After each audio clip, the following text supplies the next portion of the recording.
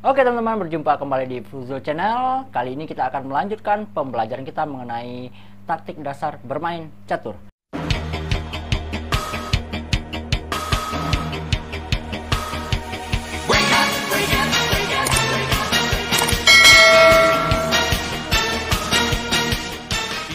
Dan sekarang ini kita akan mempelajari beberapa kasus mengenai pinning yang telah kita pelajari kemarin. Sekarang namun bedanya kalau sekarang ini lebih kompleks pinningnya. Kalau kemarin itu kan yang sederhananya, kalau sekarang kita pinning yang sedikit agak kompleks, bahkan kita harus menciptakan pinning tersebut. Oke, kita langsung masuk ke soal pertama. Jadi kemarin terbalik ya teman-teman. Kalau kemarin itu saya memberikan notasinya, nah, teman-teman lu mencatat dan menyusun buahnya. Namun sekarang terbalik, saya inginnya teman-teman saya berikan bentuk bangunannya, namun teman-teman mencatat dulu di catatannya apa-apa saja notasinya. Raja di G1, bentengnya di mana, ininya di mana, itu dicatat di buku catatan teman-teman. Ini bentuk bangunan pertama. Ini mohon dicatat dulu ya teman-teman ya, catat dulu di buku catatannya. Raja di G1, menteri di C4, benteng di F1, pionnya ada di A4, B6, mohon maaf, A4, B3, B2, dan H3. Begitupun dan hitam. Hitam juga dicatat ya teman-teman ya. Baik, jadi kita langsung saja, bentuk bangunannya seperti ini. Sekarang putih jalan. Apa langkah putih? Jadi di sini putih mempining menteri nih ke raja. Otomatis menterinya nggak bisa bergerak kecuali memakan menteri putih. Nah sekarang ini giliran melangkah adalah putih. Apa yang akan dilangkahkan putih? Apakah putih akan memakan menteri hitam? Ataukah ada langkah yang lain? Oke, mari kita simak. Saat sekarang ini putih bisa saja memakan menteri hitam. Namun untuk posisinya adalah posisi draw. Bahkan kalau seandainya kejadian seperti ini, dimakan, ini otomatis dimakan. Ya, posisinya draw teman-teman. Bisa dikatakan posisi putih kalah saat sekarang ini. Kita lihat dengan struktur pionnya, bentengnya sudah di atas. Ini putih, mohon maaf, hitam sedikit lebih unggul. Namun kalau seandainya langkah terbaik putih tersebut adalah benteng D1. Kenapa saya katakan langkah ini langkah terbaik? Karena hitam tidak bisa memakan benteng D1 putih. Karena kalau menteri hitam bergerak makan benteng kan nggak bisa, otomatis raja terbuka teman-teman, open jadinya, berarti nggak bisa. Jadi untuk langkah putih, ya mau nggak mau dia makan menteri. Ya, nah sekarang mohon maaf, langkah hitam ya mau nggak mau makan menteri. Nah sekarang kita putih, kita jangan makan menteri dulu, kita skak dulu teman-teman di sini. Ya, hitam melarikan rajanya, baru kita makan menteri hitam. Nah, di sini kita sudah unggul. Saya ulang lagi ya. Untuk bangunan seperti ini, posisinya diuntungkan putih dikarenakan putih mempining menteri ke raja. Ya. Dan untungnya lagi saat sekarang ini putih giliran jalan. Putih bisa saja memakan menteri, tapi putih tidak mau karena ada langkah terbaik di sini. Benteng ke D1. Ini ada double pinning di sini teman-teman. Ini menteri ini mempining menteri ke raja, dan benteng mempining menteri ke benteng. Jadi kalau menteri ini bergerak, jadi bentengnya hilang. Apalagi juga ada tempo skaknya terlebih dahulu ke raja. Ya, jadi hitam nggak mungkin makan benteng di sini karena open skak. Dia mau nggak mau memakan menteri putih. Nah, giliran putih sekarang kita skak dulu teman-teman di sini. Kita skak dulu. Dia melarikan raja, baru kita makan menterinya. Ya, di sini kita tinggal menang teman-teman. Karena raja tunggal melawan benteng, ya pasti ya benteng yang menang. Oke teman-teman, kita lanjut ke soal berikutnya. Jadi ini bentuk bangunannya, silahkan dicatat dulu dalam buku catatannya teman-teman. Oke. Nah, jika sudah mencatat, kita langsung masuk saja. Kita perhatikan bangunan yang ada saat sekarang ini. Nah, sekarang ini kita lihat ada jalur lurus ke raja. Yang menghambat ada dua perwira. Ada gajah dan ada kuda. Oke, sementara kita lihat menteri kita juga mengarah ke sini. Ya, apa langkah terbaik putih? Apakah putih langsung memakan menteri di sini? Belum dulu, jangan dulu. Kita lihat dulu bentuk unggulnya. Apakah benteng makan di sini? Enggak. Nah, sekarang yang dipinning di sini ada dua perwira ya teman-teman ya.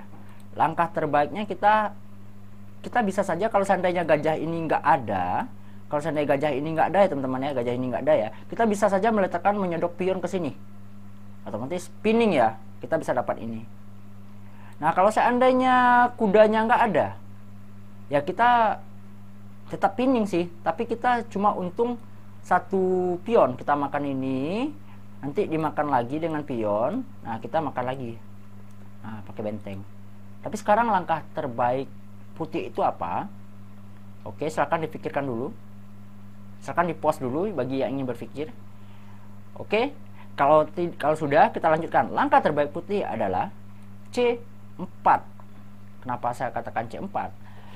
Ya, kalau seandainya kuda di D5 ini lari, teman-teman, kita bisa saja menyodok pion kita ke C5. Lalu kita bisa dapat gajah, karena gajahnya terpinning oleh benteng kalau seandainya kudanya sudah lari. Ya, kita langkahkan ini. Kalau dia makan ini, kita dapat ini. Kita untung satu perwira di sini. Kalau seandainya kita langkah C4, dia lari ke yang lain seperti ini. Ya, contoh ya. Kita tinggal makan, teman-teman. Karena gajahnya nggak mungkin makan, karena gajahnya sudah terpinning oleh benteng. Ya, oke. Kalau seandainya dia lari ke sini, kita tinggal sodok lagi. Seperti pelajaran kita kemarin, kita sodok dengan pion bidak yang terpinning ini.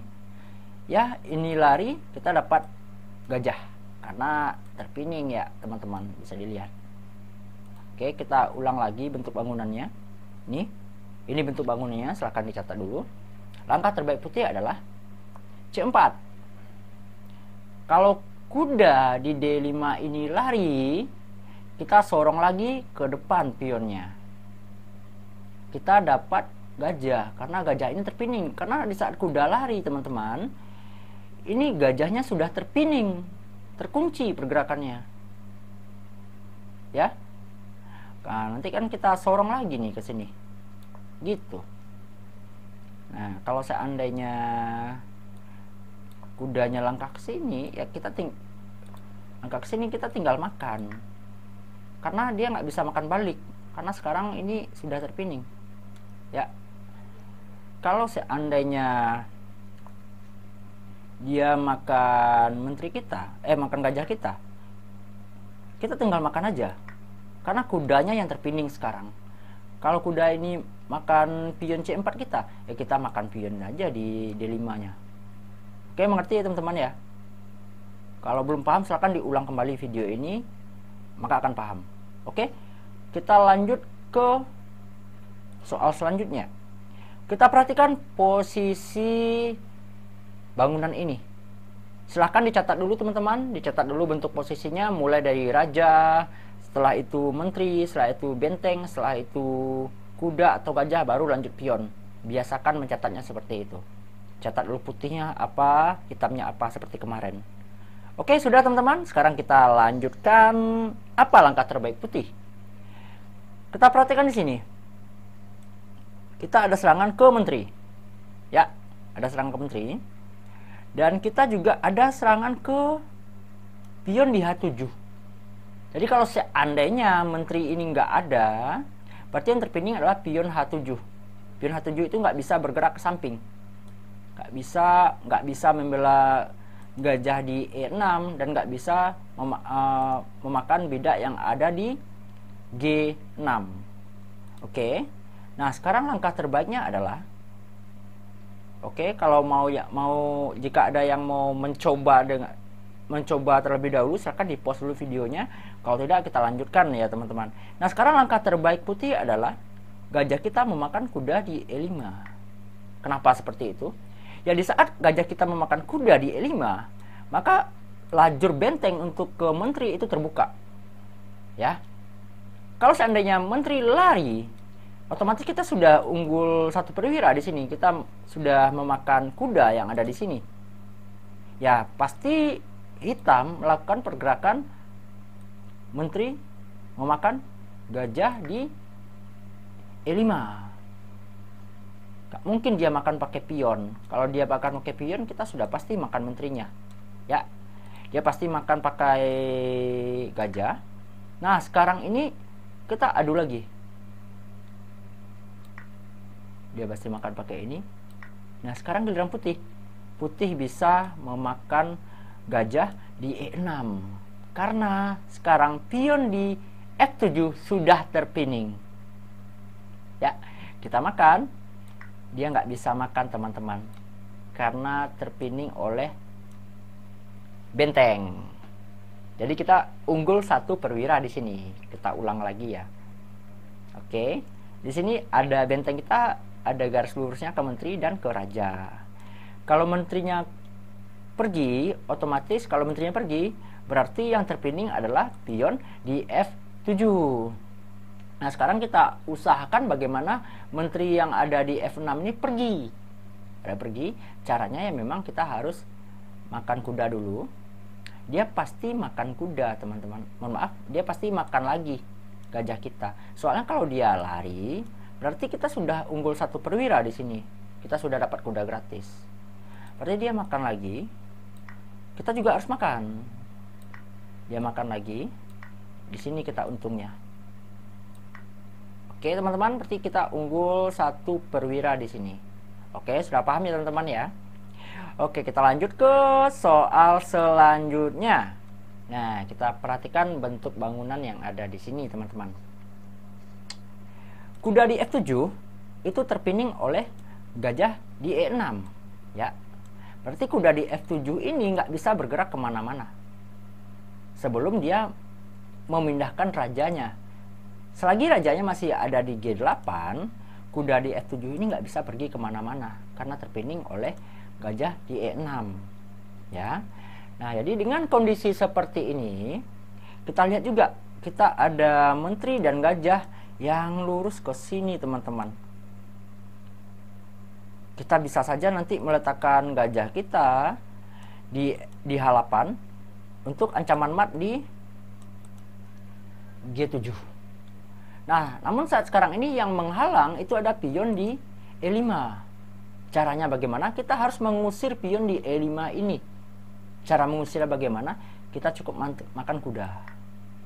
Makan kuda di F4. Kalau dia makan, ini ancaman matinya. Nanti menteri kita ke G7. Kenapa? Karena kuda nggak bisa makan ini, teman-teman. Karena terpining oleh gajah. Ya, kalau raja makan nggak mungkin, karena di sini ada yang jaga. Nggak ada lagi yang bisa membela peta ini. Jadi seperti itu. Kita coba ulang kembali. Nah, gini. Perhatikan bentuk bangunannya. Kuda di F7 itu terpining oleh gajah di E6. Ya, ini bentuknya. Berarti kuda di F7 nggak bisa bergerak kemana-mana. Sekarang kita lihat bangunan kita. Kita punya gajah dan menteri yang segaris lurus ke H8. Karena nanti kita bisa saja meletakkan gajah kita di H8. Ya. Nah, nanti baru menteri kita lari ke G7. Mati. Nah, namun yang ada yang menghalang di sini ada pion di E5 yang menghalang. Jadi, caranya kita harus mengusir atau menghilangkan pion di E5. Caranya ya kita harus makan kuda di F4. Karena dengan dia memakan benteng kita kembali, maka pion E5 ini tidak ada lagi sesuai dengan tujuan kita, menghilangkan pion di E5 agar kita bisa membentuk bentuk mati di sini. Ya, dua peta ini, satu peta ditempati oleh gajah di H8 dan G7 ditempati oleh menteri. Kalau dia nggak makan, mungkin dia jalannya lain karena tahu ancaman mat, berarti kita kan sudah unggul 1 perwira di sini. Oke, teman-teman. Kalau dia makan, dia akan ancaman mati dalam 2 langkah. Kalau seandainya dia nggak makan, berarti kita menang 1 perwira. Ya, bentuk matinya seperti ini. Kalau dia makan, Kita taruh di sini. Apa langkah hitam? Nggak ada obat di sini teman-teman. Nggak ada obat lagi. Karena kuda sudah terpinning, nggak bisa bergerak kemana-mana. Nggak ada yang bisa menjaga peta ini teman-teman. Peta G7 nggak ada yang bisa menjaga. Jadi apapun langkahnya, kita bakal bentuk mati di sini. Seperti itu. Jelas ya teman-teman ya. Oke, kita lanjut ke soal selanjutnya. Oke, ini bentuk bangunannya, silahkan dicatat dulu teman-teman. Dicatat dulu putih, raja di mana, menteri di mana, benteng di mana. Oke, jika sudah, kita lanjut saja. Apa langkah terbaik putih? Di sini kita lihat ada kuda yang terpining.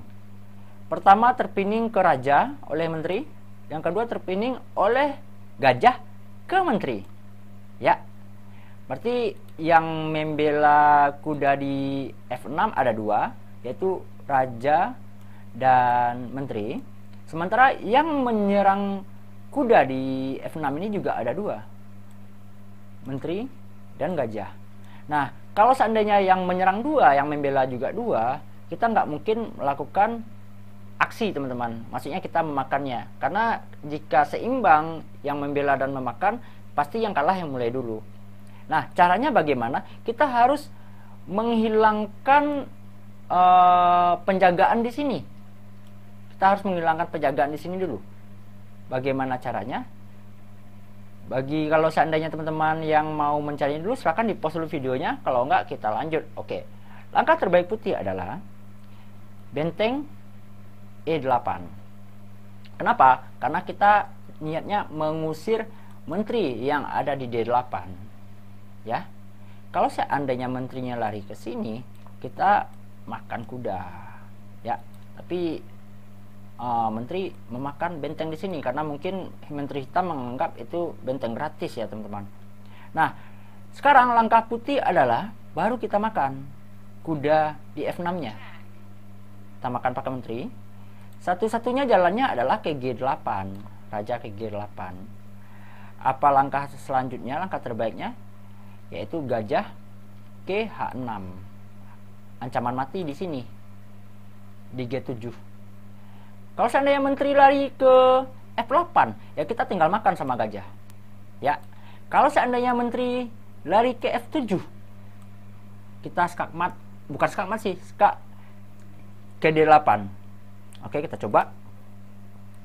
Jangan ngancam menteri di sini, di F7. Ya, berharap kita mengadu ya. Ya, kalau ngadu kita sia-sia teman-teman. Soalnya kalau kita lihat bentuk bangunannya, kita bisa menang di sini. Ya, sekarang langkah terbaik putih adalah ke D8. Ya, karena menteri rajanya nggak bisa kemana-mana teman-teman.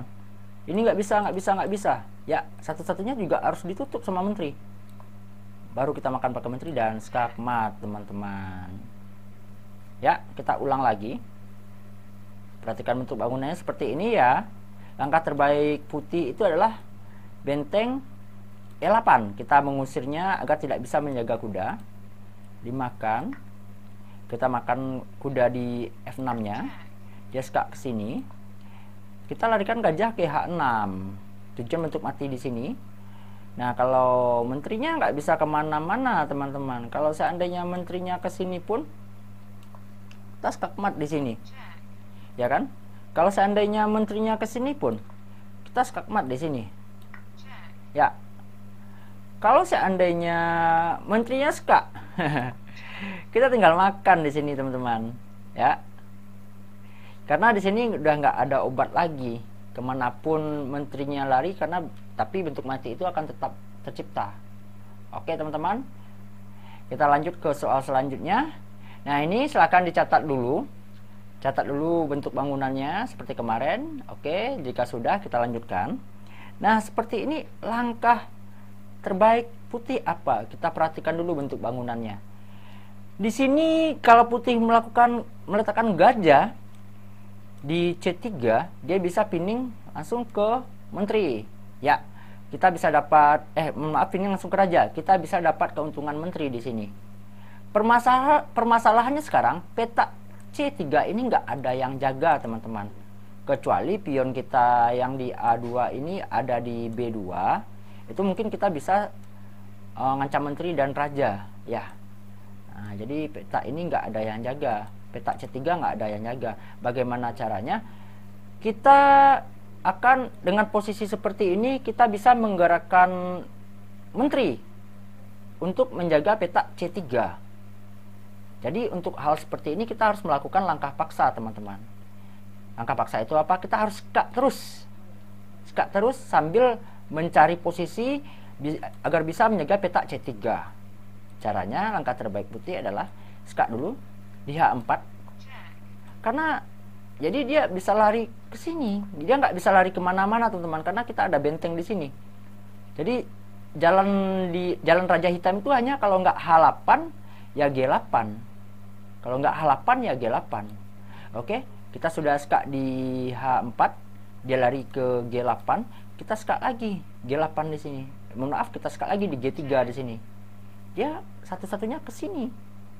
Karena kalau seandainya menteri mundur nutup, kita bisa makan pakai benteng, ya. Nah, saat sekarang ini di saat menteri kita sudah berada di G3, barulah peta C3 terjaga. Saat sekarang inilah baru kita gunakan gajah C3. Kita menterinya terpining ke raja. Dia nggak bisa kemana-mana, dia hanya bisa langkah pion ke sini atau makan gajah di sini. Otomatis kita dapat menteri ya, teman-teman, di sini ya. Oke, kita ulang kembali. Nah, jadi peta kita niatnya meletakkan gajah ke C3. Namun permasalahannya peta C3 ini nggak ada yang membela, ya. Cara satu-satunya dengan posisi buah seperti ini, kita harus menjaga peta C3. Namun jangan sampai kehilangan tempo. Caranya kita harus skak dulu, skak, dia lari ke sini, skak lagi ke sini. Tujuannya adalah menjaga peta C3. Karena kalau seandainya menteri sudah ada di G3, berarti peta C3 sudah terjaga. Baru kita bisa meletakkan gajah di C3. Oke, kalau dia jawaban hitam seandainya benteng di G8, ngancam menteri kita skak dulu, teman-teman. Kita harus skak dulu. Berarti dia jalannya cuman ini. Ya, kita bisa skak mat. Oke, teman-teman. Ya, itulah dulu ada 6 soal yang kita pelajari. Nah, untuk kedepannya saya akan memberikan dua soal per hari atau 1 atau 2 soal per hari. Nanti silakan follow Instagram saya, Rio Irnawan, yang ada di bawah ini. Nanti per harinya atau sekali 2 hari saya akan upload foto atau tulisan notasi dari soal-soal. Ini gunanya untuk melatih teman-teman ya. Saya akan memberikan soal ini tergantung dari pelajaran yang apa kita bahas. Jadi di follow dulu Instagram saya, disimak soal-soal saya, dan semoga teman-teman bisa menjadi jauh lebih baik percaturannya dengan membahas soal-soal saya. Dan soal-soal tersebut akan kita bahas juga di YouTube selanjutnya. Oke, teman-teman, sekian dulu pembelajaran kita hari ini. Kita jumpa minggu depan lagi dan akan kita lanjutkan pelajarannya. Dan sekian, terima kasih.